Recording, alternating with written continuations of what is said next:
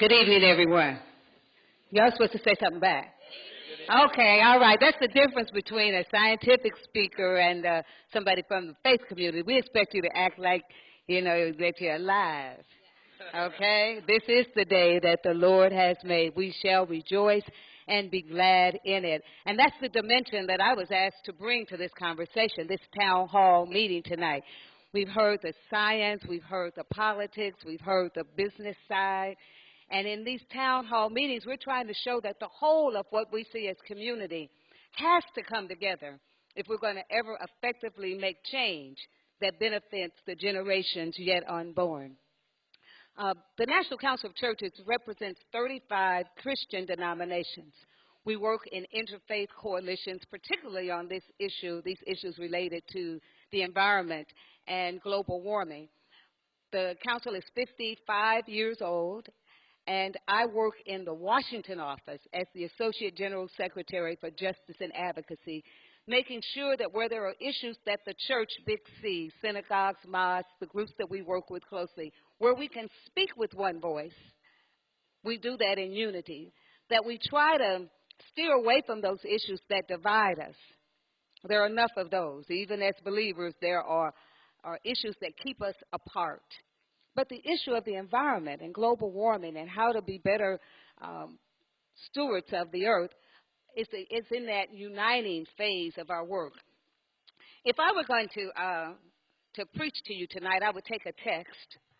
And the text I would take tonight is simply from the book of Proverbs, where it says, in all thy getting, get understanding. And that's what the town hall meetings are about, helping us to get understanding about the connection between our behavior and global warming. The church had, and when I say church, I'm talking big church. Everybody that's connected together, that oneness, has a unique opportunity because we get people who voluntarily come to sit and hear us talk to them.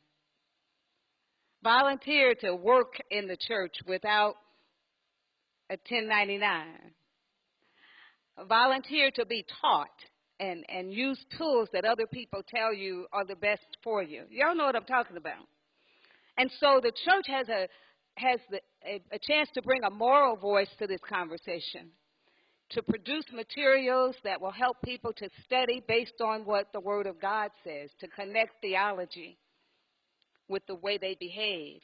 We have lots of new materials that are out, and I thank the National Resources Defense Council for the quality of material that it's producing.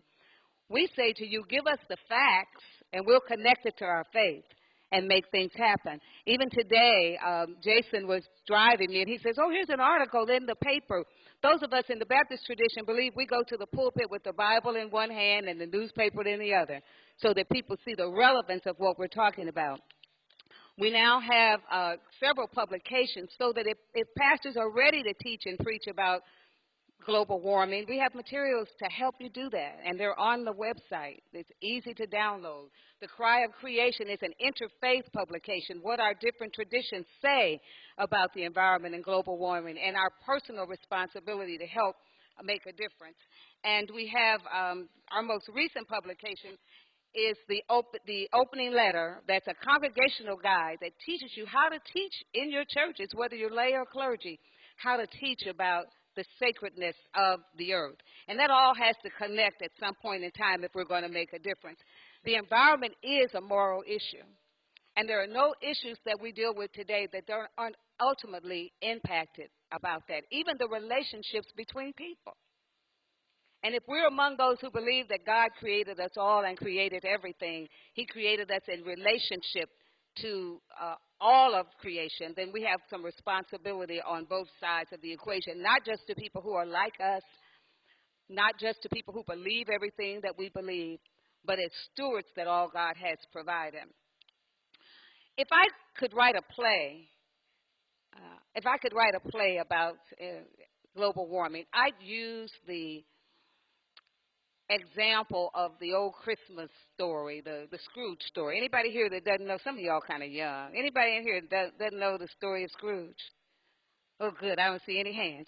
And so I would use that as my example.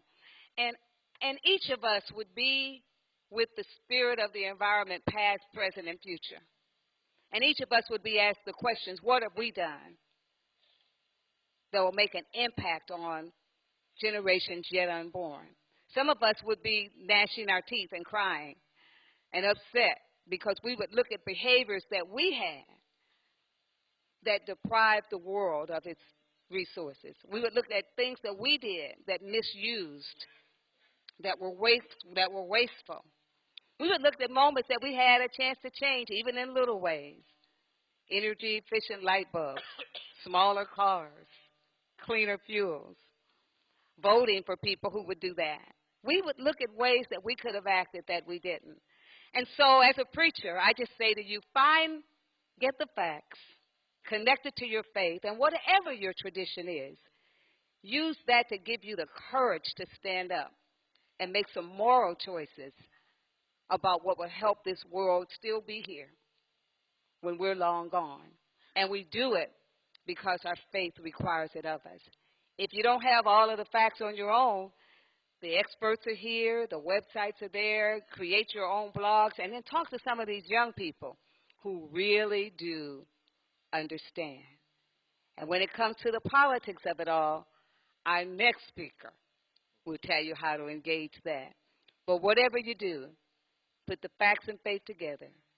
Get wisdom, get understanding, and make them work together. So that when we look back, we'll be able to say we did the best that we could to treat the earth as a sacred place, not a place that we will destroy. Thank you.